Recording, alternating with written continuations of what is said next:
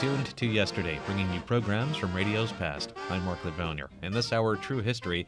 Later on, the Hallmark Playhouse with a story about Abraham Lincoln from 1950. But right now, it's the You Are There series with CBS newsmen John Daly, Don Hollenbeck, and Ken Roberts covering the events of April 12, 1861, as if CBS News was actually there. This episode about the shot that began the Civil War called Fort Sumter, heard on CBS on May 22, 1949. This is Don Hollenbeck at Fort Sumter in Charleston Harbor, South Carolina. It's dawn here this morning of April 12, 1861. The long night of waiting is over. In a few minutes, we'll know if the United States is to be divided into two independent nations split by civil war. Major Robert Anderson, commander of Fort Sumter, is about ready to give his reply to the Confederate demand that he surrender this northern fortress in the heart of the seceded South. If Major Anderson does name a surrender date, that will be a sign the federal government is unable to maintain its authority in the slavery states. But if he refuses to yield Sumter, that will be a challenge to the concept of states' rights under which the Confederacy has been formed. The Confederate guns may then open fire on this fort, an act that would probably be the signal for civil war between the North and the South. The officers gathered here in the guardroom at Fort Sumter have received no advance indication as to what Major Anderson will do. Some expect April 12, 1861, Charleston, South Carolina. You are there. States' rights or federal sovereignty.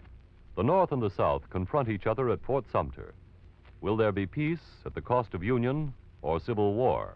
CBS takes you back to the great crisis of the American Republic. All things are as they were then, except for one thing.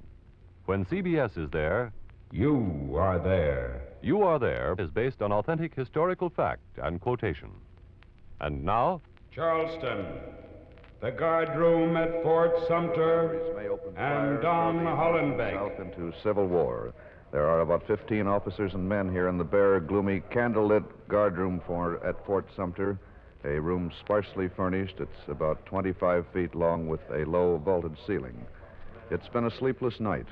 The Confederate delegation, headed by Colonel James Chestnut, arrived about 1 o'clock this morning, delivered the Southern ultimatum to Major Anderson, commander of the fort. That ultimatum demands that Major Anderson name the day when he'll surrender Fort Sumter. It implies that force will be used if the major refuses to yield. Major Anderson and his staff went immediately into conference. They've been in the major's office these past 3 hours framing an answer. A moment ago, the major sent word by his orderly that he's about ready to reply, and we're waiting for him to appear. The three members of the Confederate delegation are sitting at the guardroom table with Colonel Chestnut, the head of the delegation, or Captain Stephen D. Lee, Lieutenant Colonel A.R. Chisholm, and one civilian, Congressman Roger Pryor of Virginia. The Southerners seem calm, confident, but the men of this federal garrison, on the other hand, are nervous and tense. They're running low on provisions. They've been almost blockaded for 3 weeks. Ever since the election of Abraham Lincoln last November on an anti-slavery platform, his election, of course, has brought this crisis between the North and South to a head. Oh, Major Anderson's just come into the guardroom. He's walking toward the Southern delegation at the table. Major Anderson's 56, tall, graduate of West Point, fought with distinction in the Indian and Mexican wars. The major's from Kentucky. He's a slave owner himself, yet his sympathies are certain to be pro-union. Now Major Anderson has stopped at the table. Now he's facing Colonel Chestnut, the head of the Southern delegation. Colonel, Major Anderson is speaking. forgive me for keeping you waiting so long. Important decisions are not made easily. We appreciate that, sir. Colonel, as I informed you earlier, Fort Sumter's food supplies are exhausted. Unless we receive provisions, we shall be starved out in 3 days. Please inform your government that I shall surrender Fort Sumter 3 days from now, on the 15th of April, unless, prior to that date, I receive new instructions from my government at Washington or additional provisions. In other words, you refuse to surrender. I just told you, Colonel. I will evacuate this fort on the 15th, unless... That won't do, Major Anderson. My government will not accept a qualified answer. We know as well as you that Mr. Lincoln has dispatched a fleet to bring you provisions, and that fleet should arrive here sometime today. We want a hard and fast answer, no ifs or buts. We want your word that you will surrender this fort at once, immediately. I can't do that, Colonel Chestnut. It would be a violation of my honor. I have an obligation to the government of the United States. Major Anderson, you as a Southerner owe a sacred obligation to the people of the South. I am an officer of the United States Army. Sir, I have authority of Brigadier General Beauregard, commanding the provisional forces of the Confederate States of America. I have the honor to inform you that as soon as I reach our guns to give the command, we will open the fire of our batteries on Fort Sumter. Good day, sir. Colonel Chestnut and Major Anderson exchange salutes. Colonel Chestnut and his party are leaving the guardroom now. It will take them some little time to row across the harbor to the nearest Confederate guns. Now Major Anderson has turned to talk to several officers who gathered round him. As soon as he's finished, we'll try to get a word with him. The Major looks pale. There's an expression of great sadness on his face. He's been pushed into this situation. As we said, Major Anderson is from Kentucky, probably torn by conflicting loyalties to the South and to the federal government.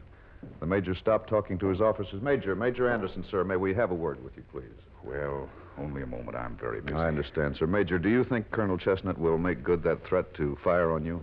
I hope not, sir. But if he does, we shall answer fire with fire. Well, if the bombardment does take place, how long do you think you can hold out? If a bombardment takes place, the fate of Fort Sumter won't matter. We shall then be concerned with civil war, with the fate of our country, sir. Thank you very much, Major Anderson. The Major's leaving the guardroom. The other federal officers and soldiers are talking quietly now. Nothing they can do but wait. And now for some comments on Major Anderson's reply to Colonel Chestnut. We take you to our studios in Washington and Quincy Howe. We've just heard Colonel Chestnut threaten to fire on Sumter without first consulting his government. That's the Confederate government at Montgomery, Alabama. That's strange. You'd really think in such a crisis as this that Colonel Chestnut would telegraph Major Anderson's reply to his superiors in Montgomery. Then Confederate President Jefferson Davis would have had to make the decision whether or not to wait for Fort Sumter to surrender on the 15th of April. But apparently Colonel Chestnut just didn't do that. He pointed out that a federal provision fleet is steaming toward Sumter, and he threatened to open fire on the fort in a few minutes. Of course, it may well be that the colonel is just bluffing, hoping the threat will cause Major Anderson to surrender right away, before the food ships arrive, that is. Major Anderson still has time to indicate surrender. He can raise a white flag or lower the stars and stripes from Fort Sumter's mast. If Major Anderson does not surrender, and if Colonel Chestnut means what he says, the decision on peace or war lies with President Abraham Lincoln right here in Washington. The President can still, of course, telegraph Major Anderson instructions to surrender Fort Sumter. That would avoid an armed conflict between the North and the South. I've just been informed that President Lincoln is about to speak to reporters at the White House. Doug Edwards is there. So we take you now to the White House, and go ahead, Doug Edwards. The doors to the President's sitting room have just been opened, and correspondents from every section of the country, including the South, are entering. President Lincoln is sitting at the desk. With Mr. Lincoln are his personal secretary, Mr. Hay, and the Secretary of State, Mr. Seward. Mr. Lincoln shows the strain of waiting for telegraph bulletins from the fort. He looks very tired. His face is drawn, his shoulders are bent, and his black coat is wrinkled. The sitting room door has just been shut. The next voice you hear will be that of President Abraham Lincoln. Gentlemen, you know by now that the guns of the Confederacy threatened to open fire on Fort Sumter. The senior officer of the fort, Major Anderson, has refused to surrender unless he receives instructions to do so from me. The country has a right to know where I stand on this question. My position was made clear in my inaugural address. At that time, I said, acts of violence within any states against the authority of the United States are revolutionary. I said further, the Constitution expressly enjoins upon me that the laws of the Union be faithfully executed in all the states. I said the power confided in me will be used to hold, occupy, and possess the places and property of the government. And that includes Fort Sumter. Now, gentlemen, I shall be glad to answer your questions to the best of my ability. Mr. President, does that mean you won't order Fort Sumter to surrender? Please, one at a time. Mr. President, I represent the Charleston Mercury. Do your remarks mean that you will not order Major Anderson to surrender Fort Sumter? We may not think the same way about the Constitution in Charleston as we do in Springfield, but I think we speak the same brand of English. Speaking is easy, Mr. President, but will you fight for Fort Sumter? I do not anticipate bloodshed. Mr. President, is it your opinion that the Confederate threat to fire on Fort Sumter is only a bluff? I don't know. But if the threat is in earnest, I trust that saner men will not permit it to be carried out. I trust that the leaders of the South will prevail on the officers at Charleston not to plunge the nation into civil war. Mr. President, the people of the South feel that your party is forcing a civil war by its stand on the issue of slavery. What about that, Mr. President? The issue before the country is not slavery. I have said time and again that I have no intention of interfering with the institution of slavery in the states where it now exists. The issue is the continuation of the Union. But on that point, Mr. President, Southern statesmen argue that nothing in the Constitution binds any state to remain in the Union. Southern statesmen are trying to make the states' rights tail wag the Union dog. In my opinion, the Union is supreme. No combination of states can get out of the Union on their own motion. Resolutions to that effect are illegal. Nevertheless, Mr. President, 6 southern states have seceded. They claim Fort Sumter is Confederate property. Now, will you go to war to hold that property for the North? Not for the North, sir, but for the Union, under the Constitution of the United States. When I took the oath of office as president, I pledged myself to defend and preserve the Constitution. The Constitution will not be defended and preserved unless it is enforced and obeyed in every part of every one of the United States. And that includes Charleston, South Carolina. Thank you, Mr. President. I told you what President Lincoln has risen, indicating that the news conference is over. The correspondents are filing out. As you heard, no new orders will be telegraphed to Major Anderson at Fort Sumter. There may be civil war in a matter of minutes, unless the Confederate officers at Charleston are bluffing or are overruled by the Confederate government. Ken Roberts has been standing by at the executive mansion of President Jefferson Davis in Montgomery, Alabama, and he may have some news on that. We switch you now to the seat of the Confederate government in Montgomery, Alabama. Ken Roberts reporting. President Jefferson Davis of the Confederate States of America will be with us in a moment. Right now, the President of the Southern Confederacy is in the office adjoining this anteroom speaking to members of his cabinet. The cabinet members hurried to the executive mansion when the latest report from Fort Sumter came over the telegraph wires a few minutes ago. Mr. Davis, as you probably know, is a former United States Senator, a general of the Mississippi Militia, and served as United States Secretary of War under President Pierce. Mr. Davis has entered this anteroom. The door has been closed. Mr. President, are you going to order Colonel Chestnut not to fire on Fort Sumter? The authority to deal with the situation at Fort Sumter has been delegated to General Beauregard. It seems that General Beauregard has in turn delegated the authority to Colonel Chestnut. Well, President Davis, as Commander-in-Chief of the Confederate forces, you can still intervene, can't you? I have no desire to intervene.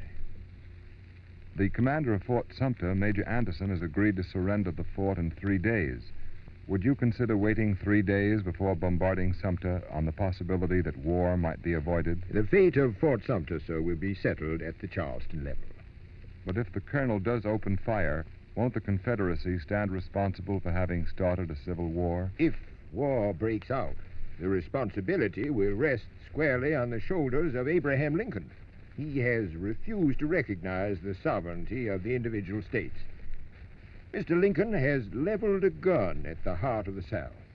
We cannot wait only for the sake of having him fire the first gun. You feel then, Mr. Davis, that war between the United States and the Confederate States is inevitable? Sir, we sent commissioners to Washington hoping to negotiate a peaceful withdrawal from the Union. They were scorned. Mr. Lincoln promised to withdraw his garrison from Fort Sumter. The promise was broken, as all Mr. Lincoln's promises have been broken. Mr. Lincoln will not permit a peaceful separation of the North and South. He prefers civil war to dissolution of the Union.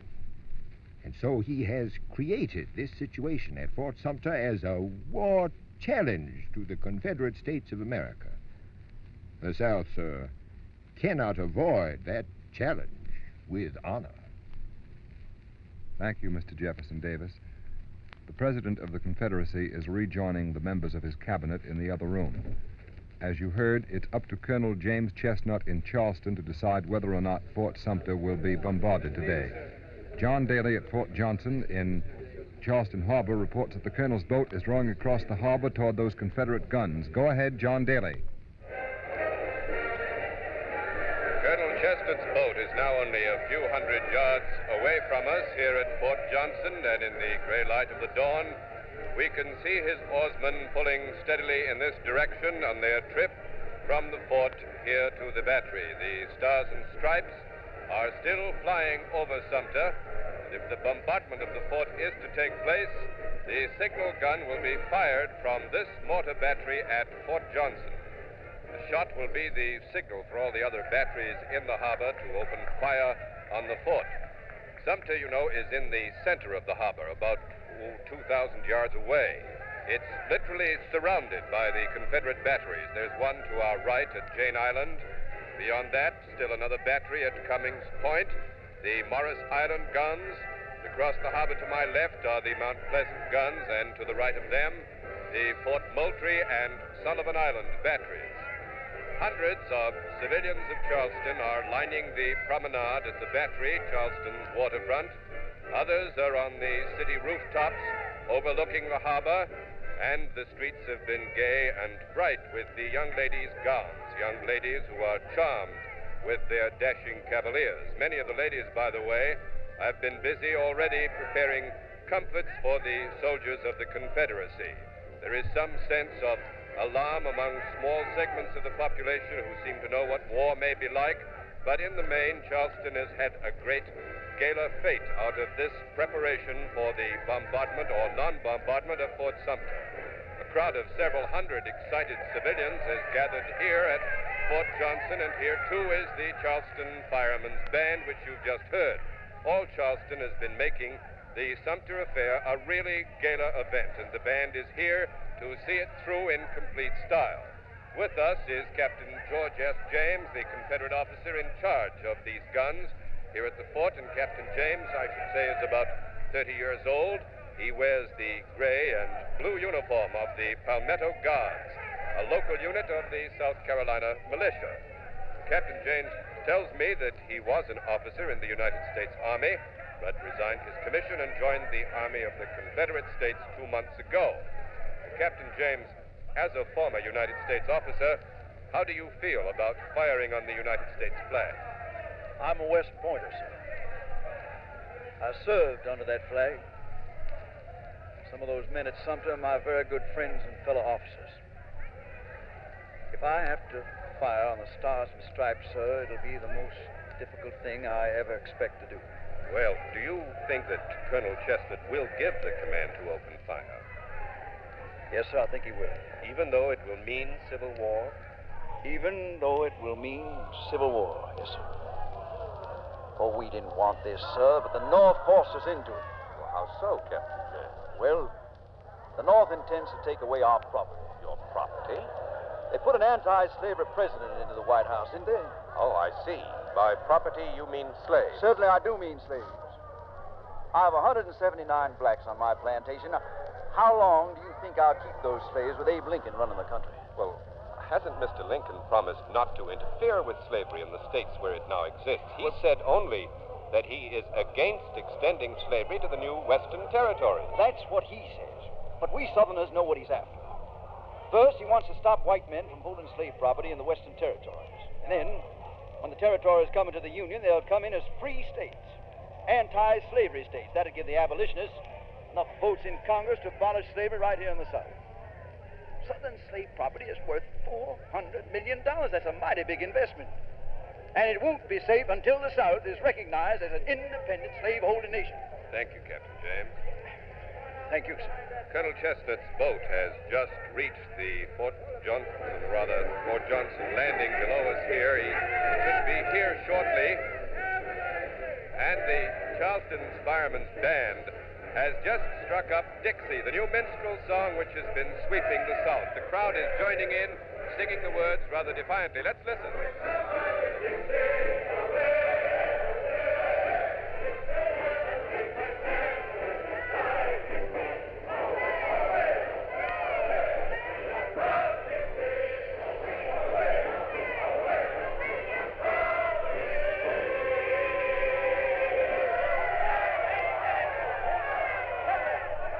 That was Dixie, the new minstrel song by Dan Emmett, which is fast becoming something like a national anthem for the Confederacy.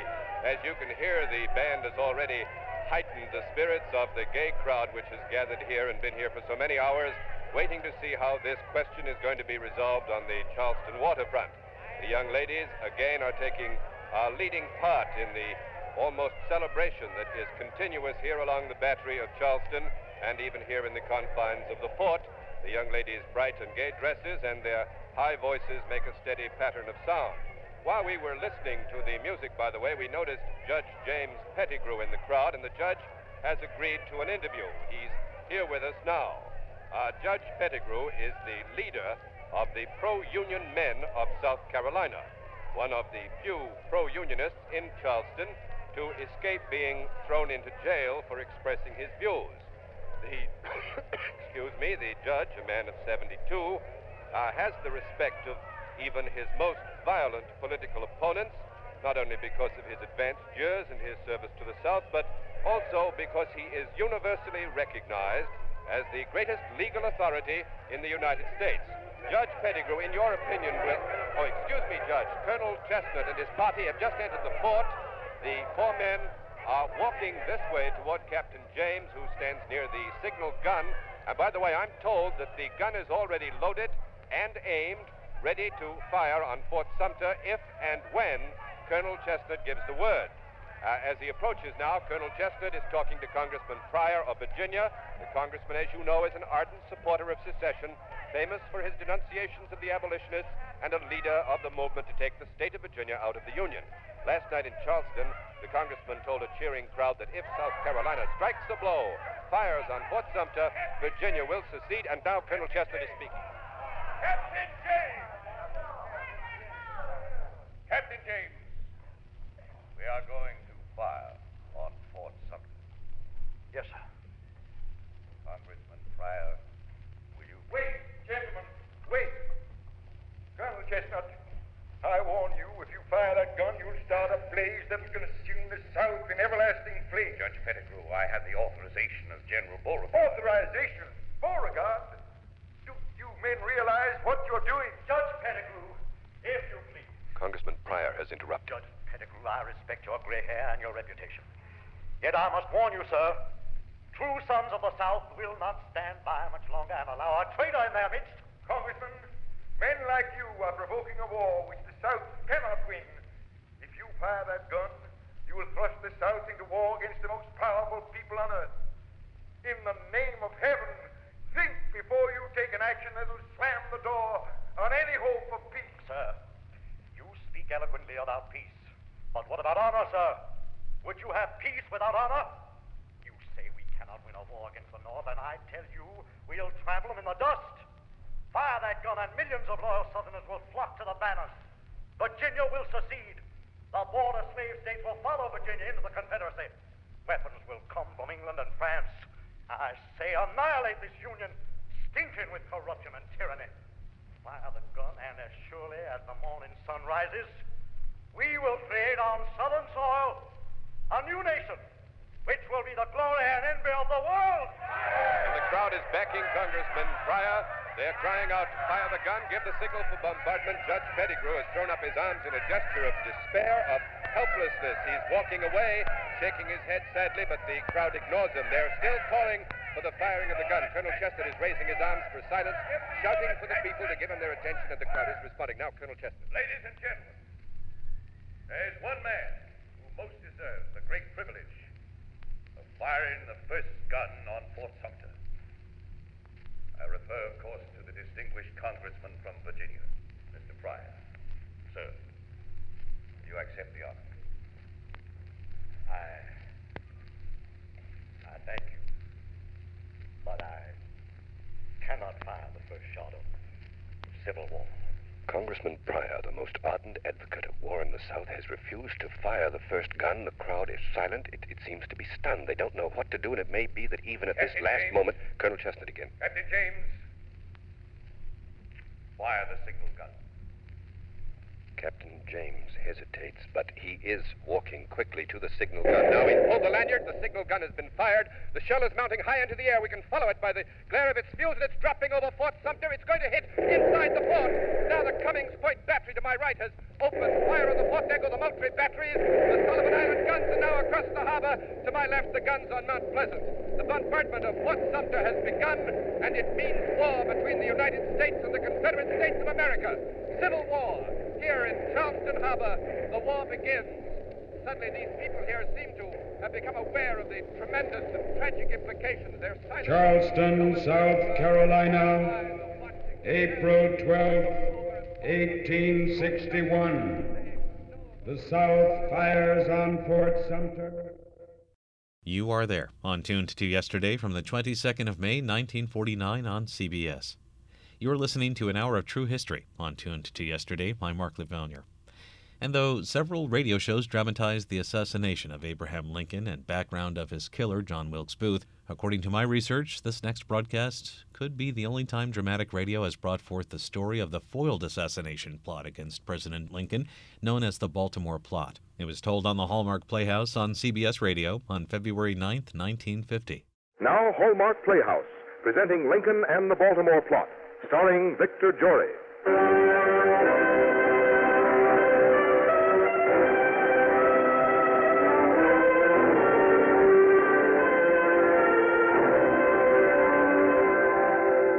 President Lincoln was newly elected, and he and his family were on their way to Washington for his inauguration. His journey was arranged to take him through 5 states. Like all of the presidents, he had a lot of friends, and he had more than his share of enemies.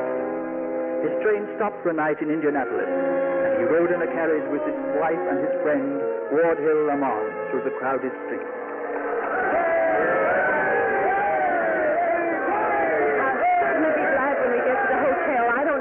Seen so many people on the street. The president doesn't pass by often. It's something to tell your children. I saw the president on the way to his inauguration. Well, I hope our sons are behaving themselves. I told Willie and Tad to stay seated and not to jump up and down and upset the driver. They'll be all right. It's funny, isn't it, how alike all the faces are. I've seen these same faces every place we've stopped. The faces of the ones that liked me and the faces of the ones that hated me. And the faces of the ones who believe I'll ruin the country and the ones that hope I might do something for it. Oh, they'll all mighty soon see. I wish I could say to them, give me a chance. Just give me a chance. I was born of country earth and open sky.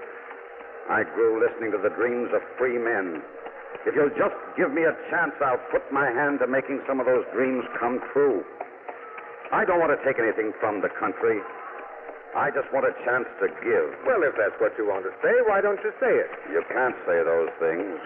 All you can do is stand up before them and state your views and hope that they'll sense how you feel and give you a chance to live and... To live? Well, you talk as though you expected them to try to kill you. Nonsense. Well, there's the Bates Hotel up ahead, unless I'm very much mistaken. That's it, all right. Yeah, we're stopping. Let me get out of the carriage first. No, I'll get out first. Listen to them. They love him. Any one of them could have a gun. Yes, many of them have. Oh, I'll be glad when we get him back on that train.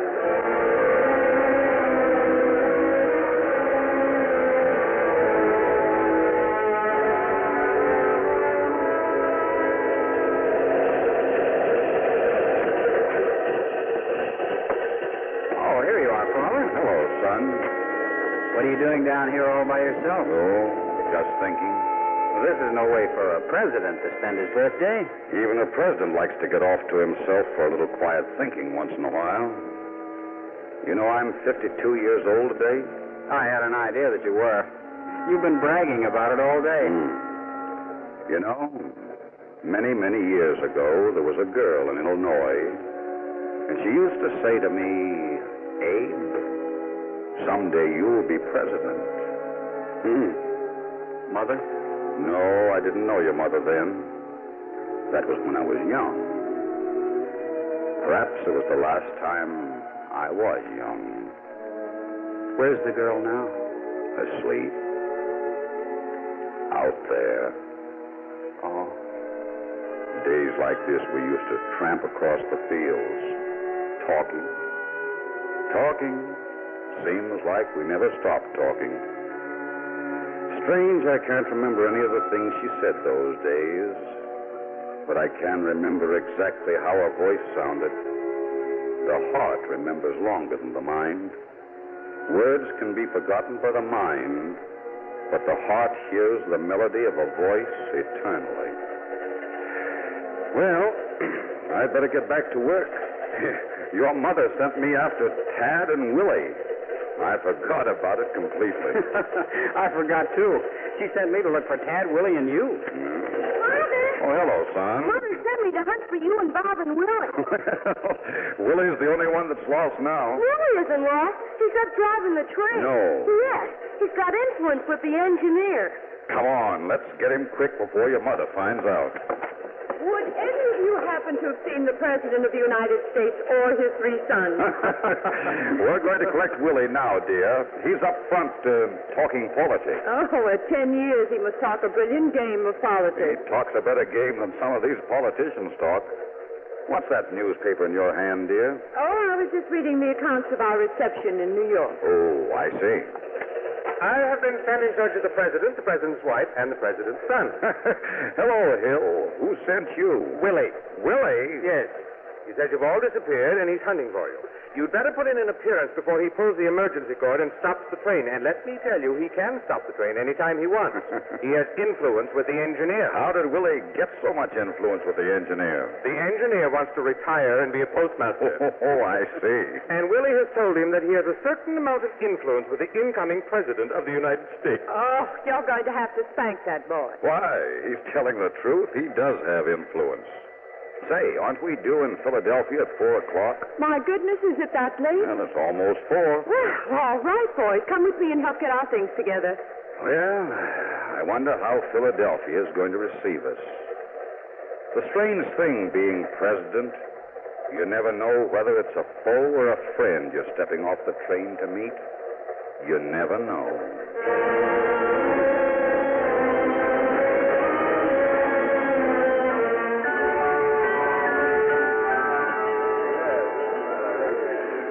My dear, I've shaken so many hands tonight that my arm feels like it's going to drop off. Well, we really should go back into the reception room. Well, even the President of the United States is entitled to a few minutes to get a breath of fresh air. Oh, here you are, Mr. President. Hello, Hill. Mr. President, I'm afraid I'll have to take you away from the reception for a few minutes. Oh. There's someone who has a message of great importance for you. Oh, who is it? It's Mr. Alan Pinkerton. The detective? Yes. What does he want with the President? Oh, it's purely a routine matter, Mrs. Lincoln. You go in and entertain the guests, dear. I'll only be a few minutes.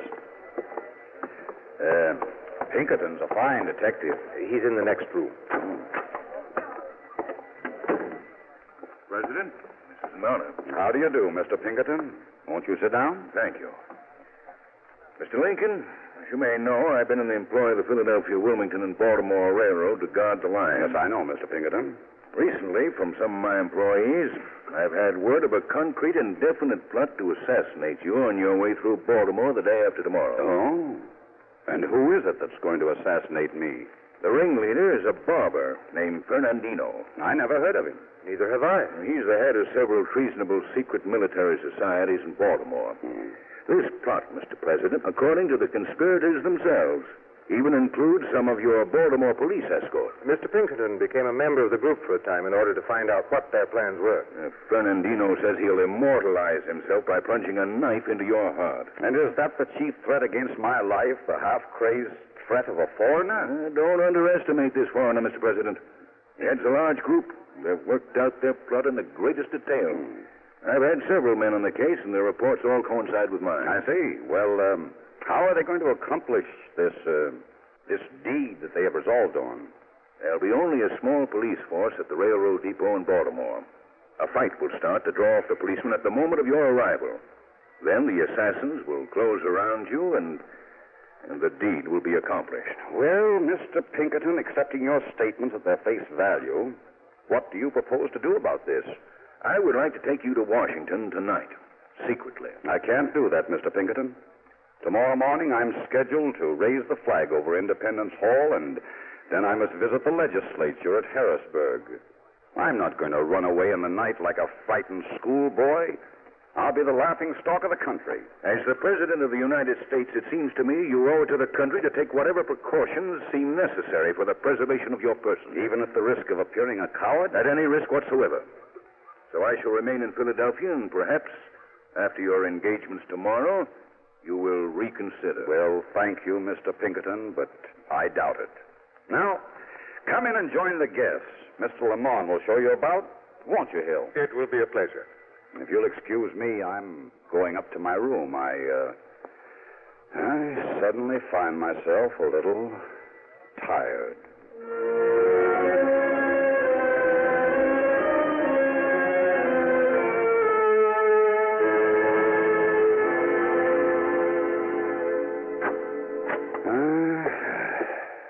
Good evening, Mr. President. Who are you? I'm Fred Seward, Mr. President. Your son, Bob, brought me up to your bedroom. He said it was the best place to talk to you confidentially. Oh, I see. My father sent me from Washington with some letters, which he said were of such importance that he would trust them to no one else. He said he would have come himself, but with the war situation looking more and more grave every day, he didn't feel that anyone could leave the Senate. I understand.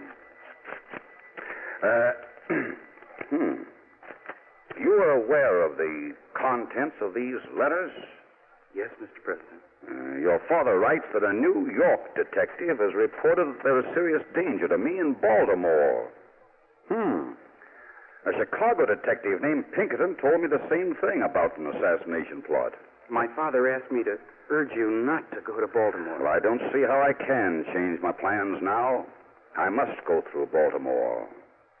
I must go through Baltimore.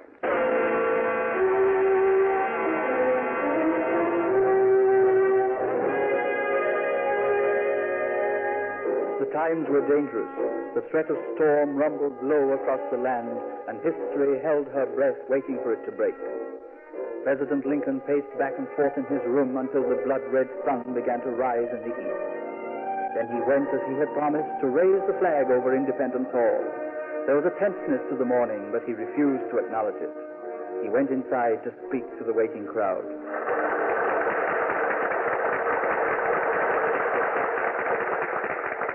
I am filled with deep emotion at finding myself standing in this place where were collected together the wisdom, the patriotism, the devotion to principle from which sprang the institutions under which we live. Liberty as a hope to all the world for all future time was the sentiment which guided those who met here. If this country cannot be saved without giving up that principle, I would rather be assassinated on this spot than surrender it.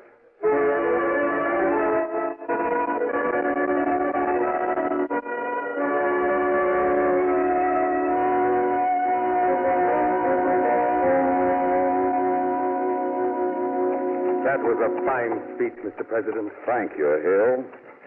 Hill, I've decided to take Mr. Pinkerton's advice. I will let him arrange for me to go through Baltimore at a different hour. I'm glad to hear you say that, Mr. President. It goes against the grain, mind you. No man likes to appear a coward. And as a man, my pride would make me go straight to Baltimore. But as a president, pride is a luxury I cannot afford. I have much to do yet. Not even the bravest of men would step deliberately into a cage of hungry lions. Perhaps not. Did Pinkerton tell you any details of his plans about my departure for Washington? Yes. He said last night that he saw no harm in you going to Harrisburg as long as you felt so strongly about your trip. But that he felt from Harrisburg you must go directly to Washington. All right. Tell him to go ahead with his plans. I'll do whatever he wants me to do.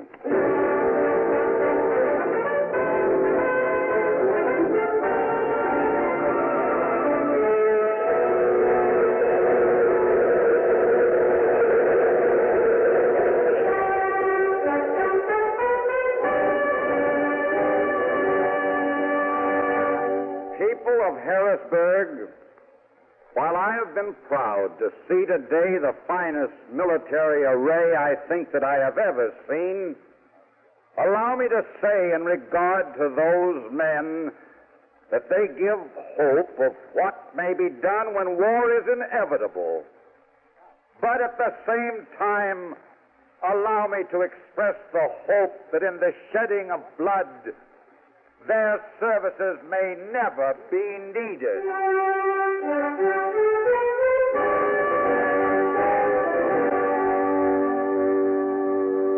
Mary, I don't like to leave you. I understand, dear. Mr. Pinkerton wants the rest of us to go on to Baltimore as originally planned. Yes, Hill is waiting for me downstairs now. Who's going with you? No one. Just Hill and you? Yes, just Hill and me and one car and locomotive and one engineer. Well, is that safe? Pinkerton seems to think so. It's being done in the best detective fashion. There will be no lights, no communications. The telegraph linesmen have cut all the wires. No telegrams will be delivered in or out of Harrisburg until Mr. Pinkerton gives the word. Will this train take you all the way to Washington? No, just to Philadelphia. Pinkerton is going to meet us in Philadelphia and get us on the New York-Washington train. Yeah. God keep you. And you. And the boys. Goodbye, my dear.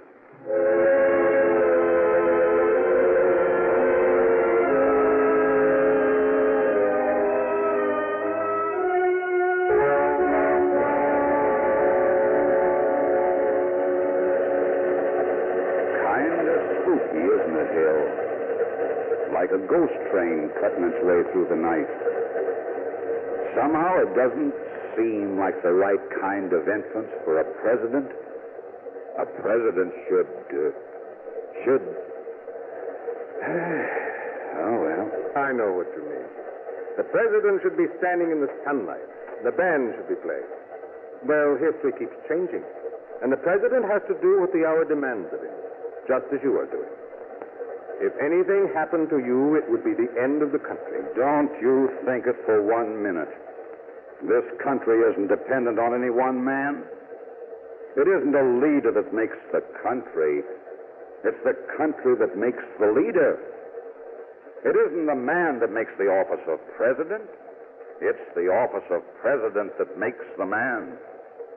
I am what the majority of the American people who elected me want me to be. When someone else takes my place, he'll be what the majority want him to be. Well, a man has to have the makings of a president. And if a man is a good American, then he has the makings of a president. No, my friend, the loss of a single man can never hurt this nation. It will always put another man in office and go on. The nation may grieve. It may have a sense of loss. but it will go on. Well, we don't want it to have to go on without you. You know, I love this land of mine. I love her voices. The voices of the storms and the winds. The voices of the hammer and the saw. Yes, and of the railroads splitting the prairie with the challenge of civilization. The voices of the people themselves, arguing and growing by their own arguments, learning more and more every day what freedom means and liberty. I hope I shall be listening to them for a long time yet. You know, I'm beginning to wonder if I ever will get to Washington. Maybe I'll be the first president that was assassinated before he was inaugurated. I think Mr. Pinkerton is much too efficient to permit a thing like that to happen. How sad it must be to love the people and to die at their hands.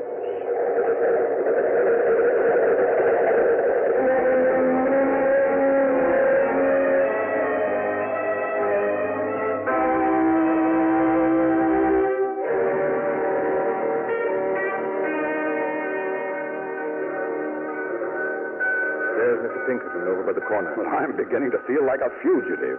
Come on. Here you are, sir. Come with me. Did you have a pleasant trip? Well, I've had pleasanter, but nothing quite so interesting.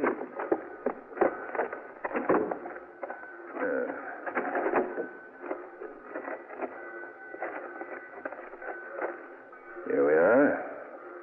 Now, if you, Mr. Lemon, will get in, we're going to the PW&B station, where you'll board a regular passenger train.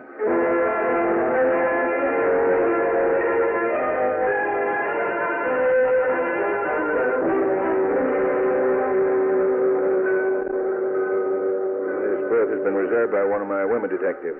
She said it was for her invalid brother, you. I'm beginning to feel more and more like one. Well, kindly remain in the berth with the curtains closed until you reach Washington. Above all, don't so much as stick a whisker out of the berth while the train is in Baltimore. Yes, Mr. Pinkerton. I shall be close by until you're safely in Washington. Thank you. Believe me, from the bottom of my heart, I thank you for all your efforts in my behalf. Try to get some sleep, sir. I know this has all been a great deal of strain. Yes, I will. Well, we're on our way.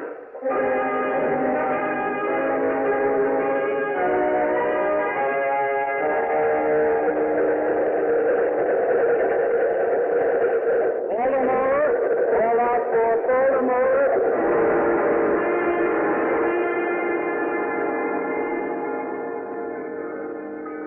Baltimore, Mr. Pinkerton. Yes, Mr. Lamont. Baltimore. I think he's asleep. Well, so far, so good. One of my men just reported to me that all was well. The depot was perfectly quiet. Baltimore is asleep. Good night, Barber Fernandino. Sleep deeply. The ships have passed in the night, and the hour and the man have escaped you.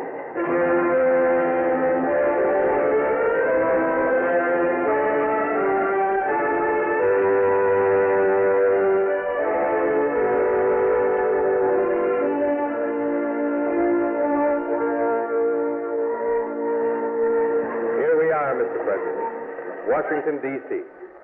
Just a moment. I'll get off ahead of you, if you don't mind. Where's Mother Pinkerton? Were you asking for me, Mr. President? Welcome to Washington. I might have known.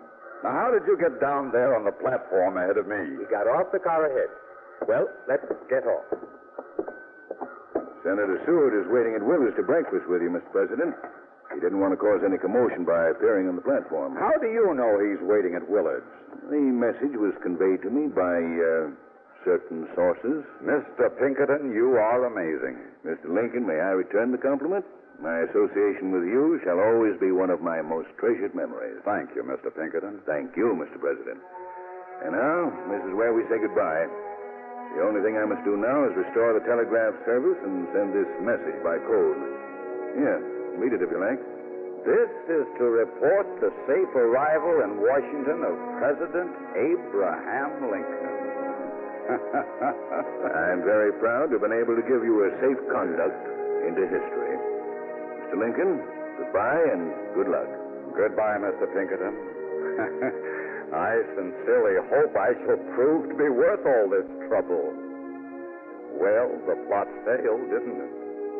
The Baltimore plot failed.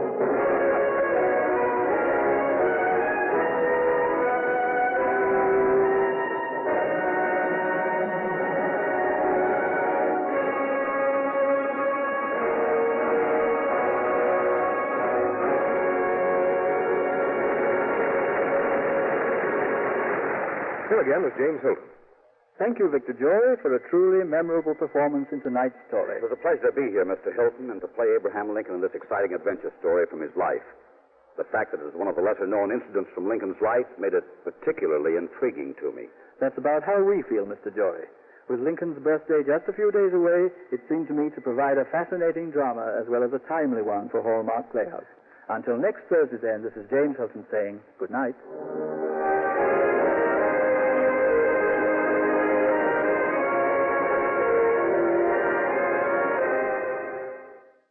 The Hallmark Playhouse on Tuned to Yesterday from the 9th of February, 1950 on CBS. In its time, that program brought other stories of President Lincoln to radio, featuring Gregory Peck as young Lincoln in The Prairie Years in 1949, and Joseph Cotton in A Man for the Ages in 1951. And that closes this hour of True History on Tuned to Yesterday. Be with us again for more programs from radio's golden age. Until our next hour together, I'm Mark Lavonier. Thanks for listening.